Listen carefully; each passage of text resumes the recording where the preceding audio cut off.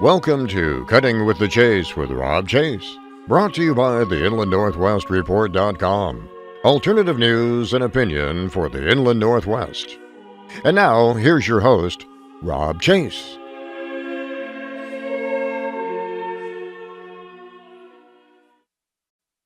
Hi, this is Rob Chase with Cutting to the Chase from Spokane, Washington, brought to you by InlandNorthwestReport.com. Today our guest is LeAnna Benn. LeAnna is Director of Teen Aid here in Spokane. And LeAnna, start off by telling us a little bit about Teen Aid and also tell us about the battles that you're fighting against the new sexual education curriculum here in Spokane that they're trying to force on us. Okay, well, a little bit of background. Teen Aid was founded in 1981, and we wanted to help reduce teen abortion, and we felt like we needed to have kids not be sexually active because that was a problem. And we said, what do we do? And we had doctor and counselor and several educators that we put together that were concerned about how Planned Parenthood was in the schools telling kids to do things that were not healthy. Right. So we found an organization, we did curriculum, and then we received federal grants to do research to see if what we were doing actually impacted their behaviors. Mm-hmm. And so we've had that as a process that when we do a new material, we make sure that it works. So when we go out and say this is what it will do, it does that.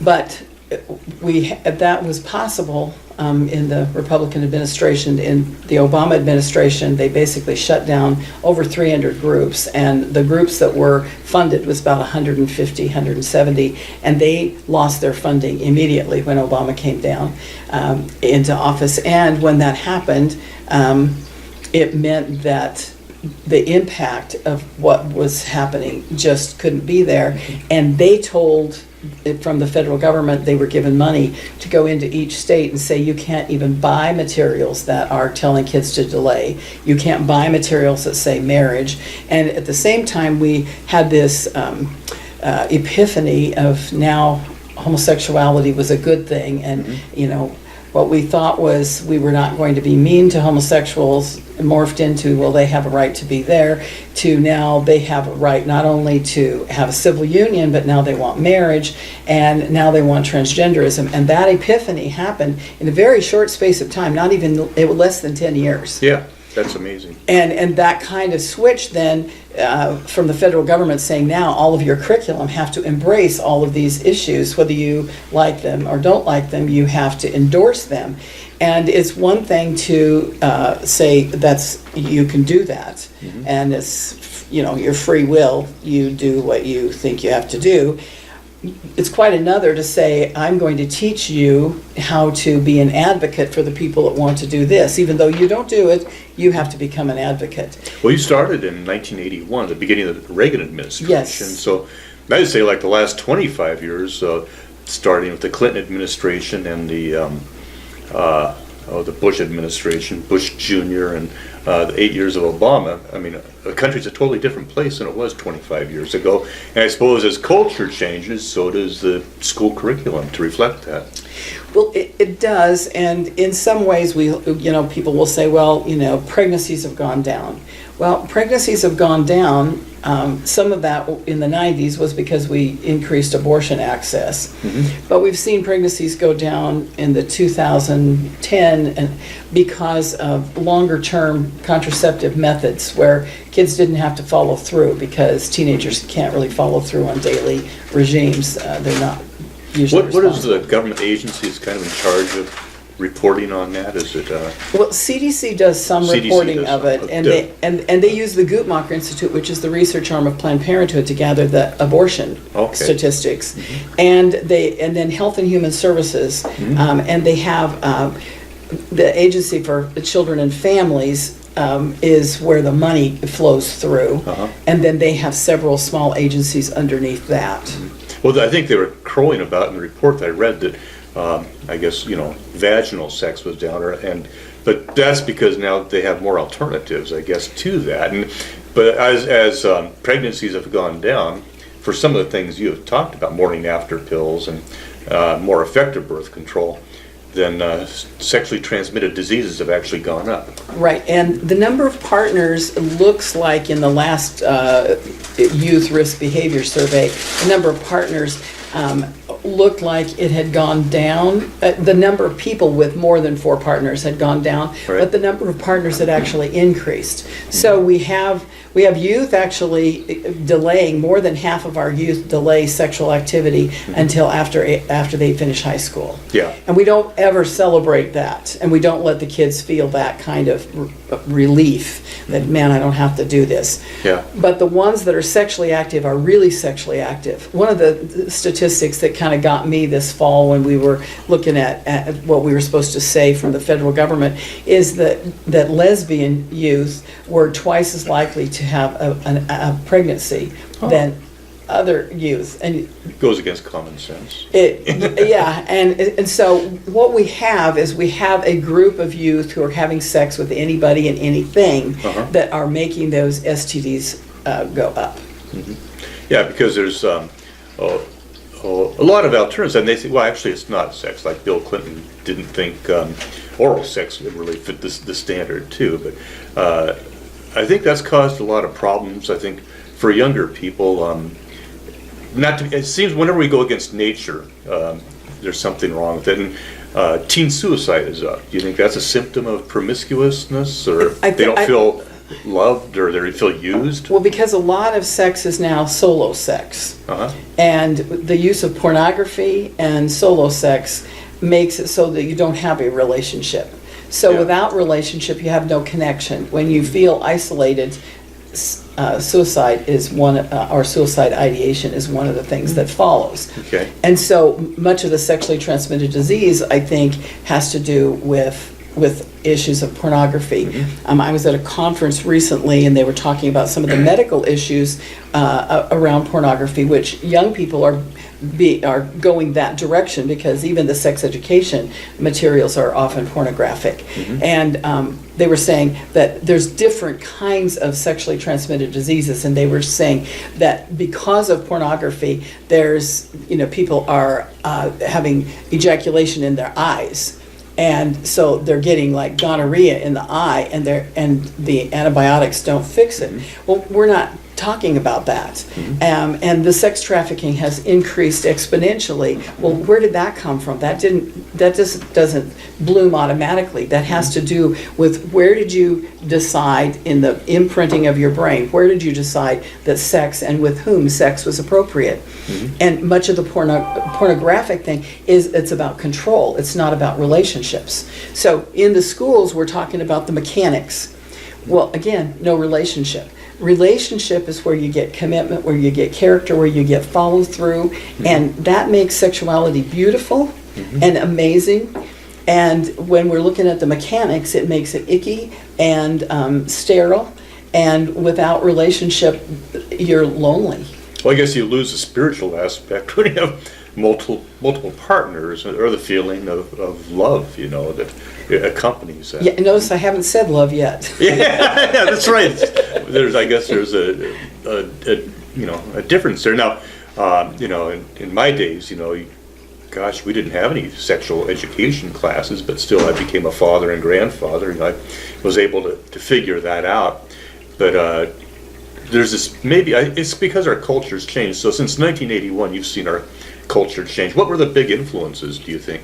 Well, I know when I first started, people were saying we don't want to assume that youth are sexually active and give them contraception. And I know in the early 60s, the Pope had even said, if you give out contraceptives, youth are going to use it, and we're going to increase out-of-wedlock pregnancy. He was right. Yeah. And so parents were saying, I don't want my children to feel the pressure from adults, from basically being sold contraceptive services. I don't want them to feel that. That was kind of the initial push. And once you have contraception, you're going to have contraceptive failures, because none of it's perfect. And that increased, the need for abortion. So that kind of came, and people of faith were concerned about that, and they were concerned about sexual activity. That has drifted away, and they don't understand that sex in and of itself is an issue because you change who you are once you become sexually active. And I'm not saying you're rotten. I'm saying you have a different focus in life. Yeah. And you have a different purpose in what it is. So is the purpose, to be a provider, a father, and a mother, and that sort of thing? Or is it to be pleasured? So what are my pleasures? Then becomes in prostitution and pimps and pornography and all that, and it becomes focus on pleasure. And then we lose the commitment. We lose the character development of what happens in forming family. And so we talk about in our curriculum family formation. And that's really what sex, yes, of course, people are going to have sex for other reasons than to have a child. But it's family formation. It's that bonding and a continued bonding with that same person that you love them even when they get old and ugly. Well, I guess, Paul warned us, latter days, people will be lovers of themselves and lovers of money and lovers of pleasure. And it seems like, we've had a lot of technical advances, so we have pretty comfortable lives compared to like our grandparents and the Depression kids, our parents. And but now we have all this leisure time. You don't have to worry about getting the crops in the family working together. You work together or you starve. And it used to create a bond, but I think that caused us to be a lot more promiscuous, I think, the materialism, and well, but that's also, we can have greed, and we can look at, and we've lessened the number of children that we have per family, right, drastically, and so that expectation is there, again, creating more leisure time. But what I've seen in the trend is they began to say, well, contraceptive, that's an old deal. That ship's already left the dock. Don't worry about it. But in doing so, we've said, well, then what else do we do? Because we've got contraception. When we had the AIDS epidemic, and everyone had to just push condoms, and it was condoms. And no one talked about the fact that condoms are only 50% effective in most of the sexually transmitted diseases. Yeah. Instead, we lied to the students and said they were highly effective, required by the state of Washington to say condoms are highly effective. Well, they only had one study that showed them highly effective. They did a study on the University of Washington campus for human papillomavirus, and they found that that they had girls coming to campus, freshman girls, and over 75% of them were infected after 6 months. Well, and they were instructed in condom usage and used condoms, and therefore HPV was not helped by condom use. Right. So here we have the study, and yet we continue to perpetuate condoms. Then in comes our understanding, our evolution, if you will, I put that in quotes, of homosexuality, because they did not want to say that HIV was predominantly in people who participated in homosexual relationships or with people who'd been homosexual or with anal intercourse. Instead, we said, oh, this is anal intercourse, and people are going, would you want to do that? And then of course, everyone does that because it's being taught that that's one of the... Well, it's taught it's okay now. It used to be taught, well, no, you're actually an outlier if you do something like that. And maybe it wasn't right then, but, we lived in villages more before we lived in cities, and then people were shunned, So, like the Scarlet Letter, for instance. But suddenly it became,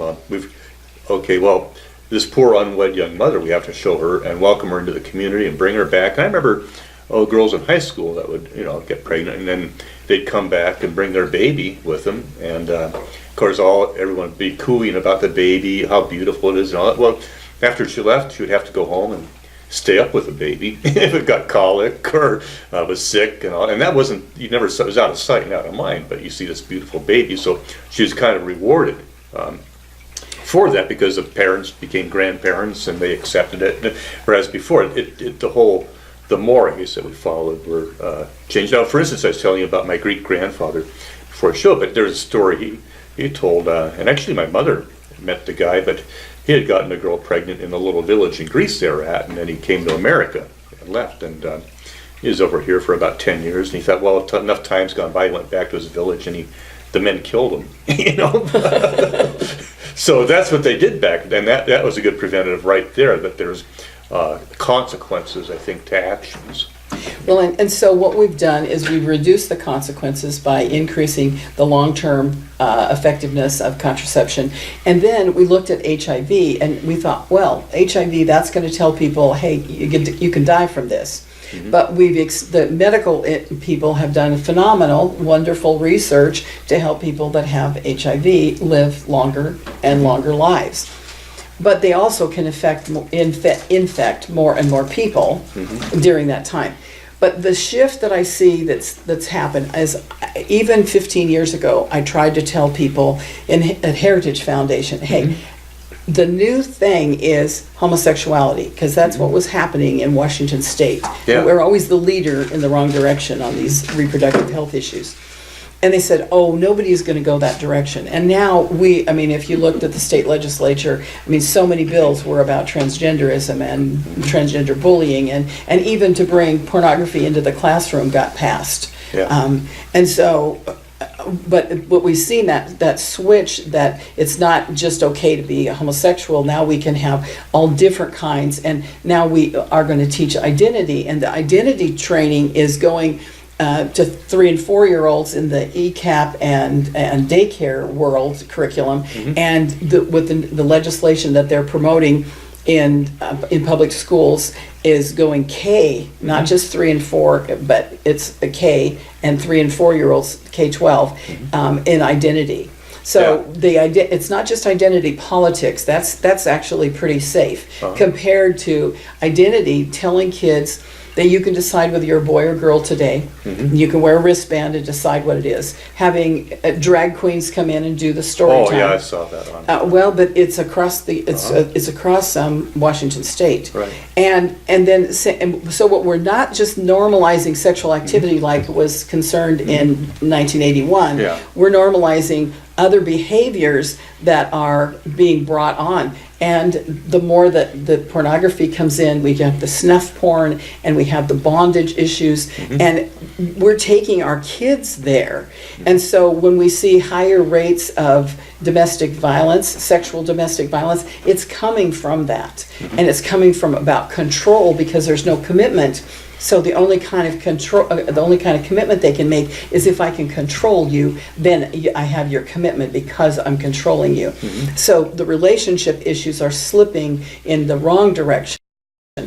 And then when you're doing behaviors that have virtually no protection as far as having one partner and stability, your sexually transmitted diseases go off the charts. There were, in high school, there were a few people what we suspected were homosexual, but they didn't come out because they didn't want the ostracism that was natural. And I'm not saying that was right either, but now it's kind of gone, they've shot past the target of being nicer to people, and that hey, this is perfectly acceptable. Maybe you're not cool if you don't at least try doing this. Brown University finished a study in September that was a unique study, and it wasn't from somebody that was looking for some kind of accolades or some kind of sexual thing. They were just noticing something, and they said, let's study it. Yeah.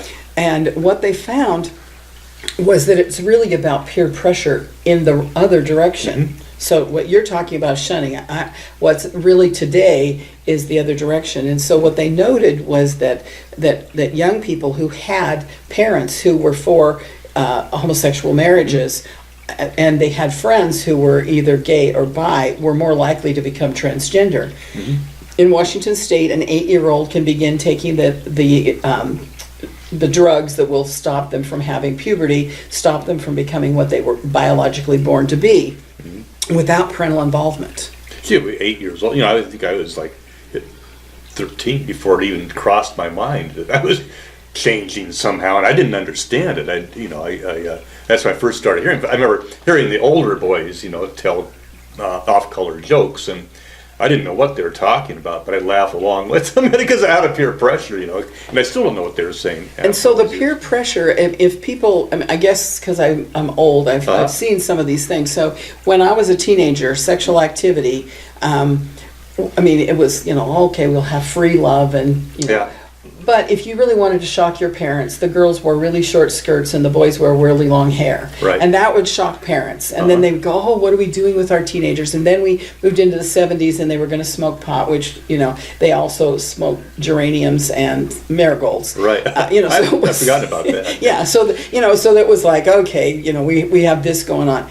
And then we moved into, we've got goth, and maybe we're looking at dangerous things, like bulimia and anorexia. Yeah. You don't hear about bulimia and anorexia. And then those kids, they started doing tattooing. That was the way to get their parents' permission. You look at a group of 20, 30, or 30, 40-year-olds, they're, tatted everywhere. Their children that are in their teens have not I think kids always wanted to test the boundaries. I think we all did, to prove it to themselves. But then we knew there's boundaries and they were wrong, and it was explained to us why they were wrong. Well, homosexuality is the new push. Okay. So what I'm saying is these were fads that have come and gone. And they were peer pressure, some of them promoted by adults in the media and so forth. But it is a fad to become transgender, because we're looking at in some cases, 25% of the kids identifying as something. Yeah. I had a conversation, and this is I'm not going to reveal the person, but had a conversation with a mom, and we were waiting in the car, and her 6th grader, 12 years old, said, you guys are just asking me to judge my friends that are homosexual or gay and lesbian, and the girl in the other classroom who's trans. Yeah. And I listened to her, and she was really animated and just, over the top animated. And then so I said, so as a 6th grader, as a 12-year-old, what do these people do to show that they are what they are? So we have kids identifying themselves as gay who are not having sex at all. So are they gay? Yeah. Or are they just saying, I need a way to get some extra attention?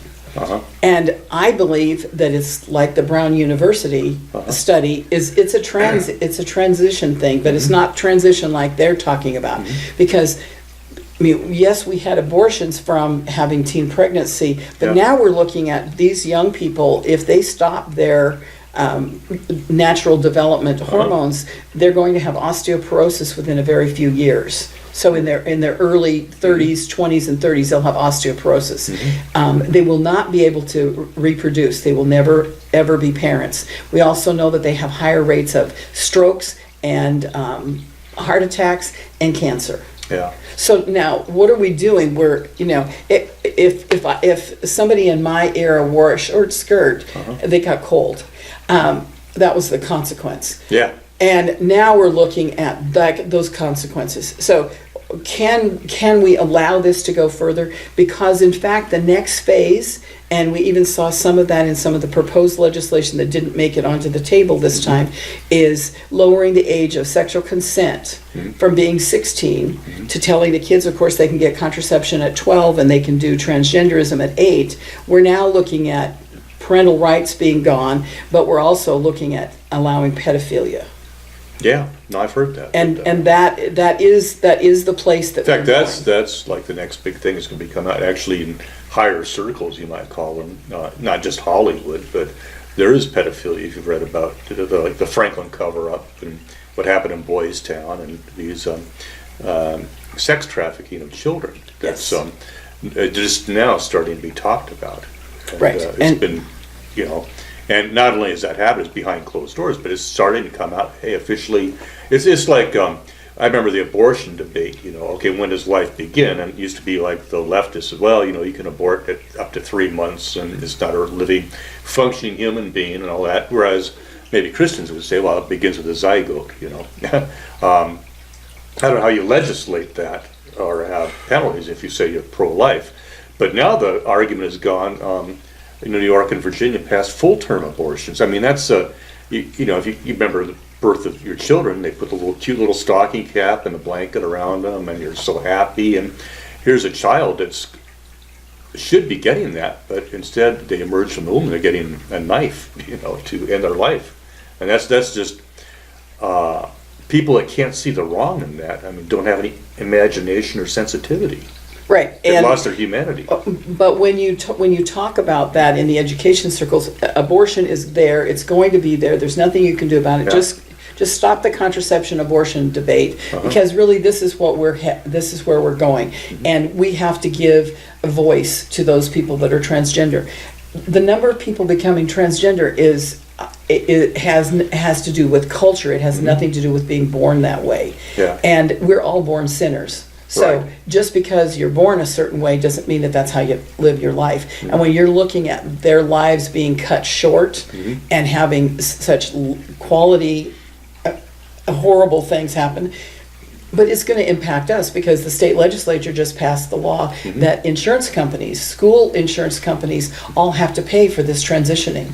And it's thousands and thousands of dollars every year for the rest of their life. So we're looking at creating and of course Planned Parenthood will be the one that will give that. We've been mandated to pay something we don't agree with. I mean, it goes against our beliefs, you know. Okay, they may have a belief that there's nothing wrong with homosexuality, but we have a belief that there is, but it's being mandated. You know, it's not a free will thing to choose. You have no choice about it. Well, we know that it's a health issue, and we need to look at it at least from a health perspective. Right. Gay bowel syndrome was a reality long before HIV/AIDS, and we know that the health of people who have multiple partners, whether they're gay or straight, and again, that's considered bad language to call them gay or straight. And so the language is even changing. Yeah. And we used to look at he, she. Right. And well, when we first started, you just automatically said, you know, we're talking about everyone, but we're going to use he so it's not confusing. Then we went he, she with a slash, and then we went she with a slash in between.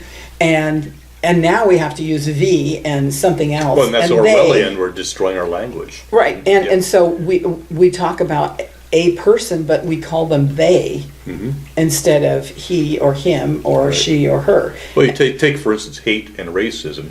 Those mean different things now than they meant, 20 years ago. So parents need to do something. And what we've been able to do at Teen8 is we got a federal grant to allow us to teach sexual risk avoidance. It's a formula grant from the federal government, and it says we cannot normalize sex outside of marriage. Good value that we can pursue. But that's not possible in the state of Washington because the superintendent of public instruction controls what is medically accurate, and they have a checklist that you have to talk on certain topics, and you can't just talk on them and look at them as being research and evidence-based. You have to say the things that they want said about it, which is censorship completely.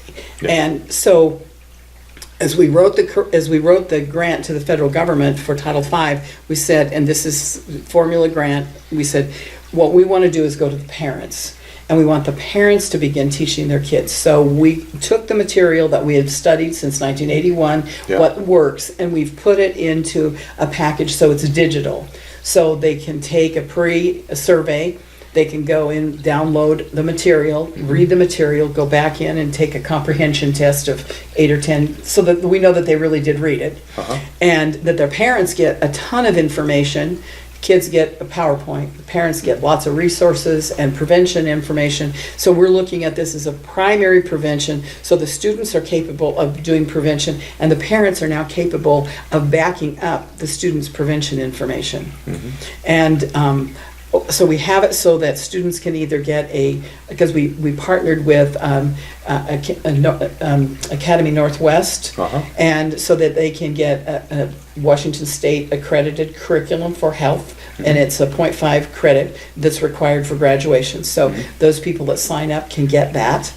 And we also have it so that if you want your child to be in the local school district but opt out of the sexual health piece, they can opt into ours, and then the parent can do that material with their child. Or they can still have their child in all of that, but have something that they've talked about so you know our values compared to the values at school. So the options are there, but we have something that helps them not normalize sex outside of marriage. That's a solution you've helped fight for all this time. And yes. Is it going to be a long-term solution, do you think? Or is it just going to be the next legislature that overturns that too. Well, California, which leads the way, and we sometimes lead, sometimes follow California, Yeah. but we're the worst. These two states are the worst in the nation for going this way. They have said that parents don't have a choice to opt out. And so there's a lot of struggles in the state of California about what are you really teaching our kids. Right. And that's a possibility. And at some point, people have to say, do I stand for my values, whether they're religiously oriented or health oriented? Do I stand for my values, or do I just let my children go whatever way the culture is taking them? And that's a very dangerous place if you just look at the health issues all by themselves. If you look at the spiritual issues, totally dangerous. If you look at the relationship, there's a breakdown of relationship of parent and child when they begin sexual activity, and especially with multiple partners. Well, your parents try to raise your kids and tell them one thing, they go to school and they're told the exact opposite. So they start questioning their parents and what kind of parents. So within a few generations, it's almost biblical that we do lose. In fact, when they always say they expelled God from school, in like 1962, it's kind of gone downhill ever since then. And that was one thing that kept me kind of honest, I think, was the idea of a final judgment. Even in my agnostic days, it still kind of made sense to me. There's got to be some kind of final reckoning. I think that's why some people believe in reincarnation, that, okay, well, if you were rotten in your life, you'll come back as a cockroach or something. It does fulfill a sense of justice, Maybe a second chance. I was Second thinking chance. that might be Right. better. That's not where I'm going, but but we need to understand that we have to take a stand, and our children have to learn how to take a stand. And opting out of a class is not Christian persecution. Yeah. That's just understanding that sometimes we don't do things that everyone else does. This is not just for Christians, but if you understand that it hurts relationships, it's medically not healthy and it's spiritually not healthy. And much of the information that's given regarding homosexuality, contraceptive effectiveness is inaccurate. Yeah. And then once this is accepted in Spokane School District, well, then you may think, well, it's Spokane, but is it going to come to Meade School District in Central Valley and kind of like throwing a rock in a pond, it willows out like that? Well, they've already put out guidelines that these other schools don't want to do, and they've kind of drug their feet. And Right. But Spokane said, well, we have to. And then there's been a fight for 18 months just to get one grade level, 9th grade, which is 27 days of sex education. Gee. And the 8th grade that they're looking at is 30 days of sex education. And so that would translate, because those are the only approved curricula that are really long like that the superintendent of public instruction will let the schools teach. So they're going to have to do that. And they will tell the parents, well, we won't do the condom demonstration with the wooden penis and the condoms in the classroom. Yeah. And they do it anyway. And the first semester that Spokane Public Schools had that as their objective that they were saying they fulfilled with that curriculum, they told at the school board meeting, no, we won't do that. That's something we're going to take out and it won't happen. But the first semester it happened, and it happened in several different grade levels in several different high schools. And then in they the say, city. well, too late, we're already doing it. It's, then they're on to the next thing. But you've been fighting this battle now for a long time. You've had a lot of support from churches and other people, politicians here. We've always had to go to federal grants because the church says we're not Christian enough because we try to stick to what would be appropriate in public schools. And the public school says we're too Christian to be in their place because we suggest that marriage is the best place for sex to happen. We believe that people should have character and commitment, and that they should follow through on the things that they say they're going to do, and do medical wisdom. So we've not gotten support from the medical community, which I thought we should have. We tried for the insurance community, and they said, we really think this is smart, but we dare not fund it. Right. And the state of Washington has been hostile always. And that's why we sold our materials. We published and printed our materials, sold them to other places to keep our work in Washington State viable. Well, it seems like a good thing you're trying to do. And this is an evil thing you're fighting, silence in the face of evil is evil itself, Bonhoeffer said. What kind of help do you need? Well, number one is we need people to pull their children out of school so the state will begin to go, oh, there's something going on here. Number two, we need people that have children in 8th, 9th, 10th, 11th, 12th to sign up for our program. Yeah. We need to reach the quota that the federal government has required that we reach, of reaching students. Okay. Those are the things that we need right now. We need parents to understand that we can come and do presentations where the parents are involved, so parents can actually get educated, because the parents today are actually the kids of the 80s. Yeah. And they were told lies. And now they're trying to live out some of the lies that they were taught, and they're struggling. And they don't want their children to struggle, because parents always love their children. Yeah. They're the best educators. They're the best tutors. They're the best providers and protectors. And yet we're turning it over to the state to let them do all of these things. And the parents are saying, we don't like what's happening, but we don't know what to do. And we're saying, well, we don't have all the answers, but we have a piece of the answer that we're trying to provide free of charge. Yeah. Matter of fact, if a parent will do this online at home with their student, we'll pay them $20. Well, that's incentive, but you probably need money more than to be able to pay people like that. So how do people get a hold of you to help you? They can go to our website, which is teen-aid.com.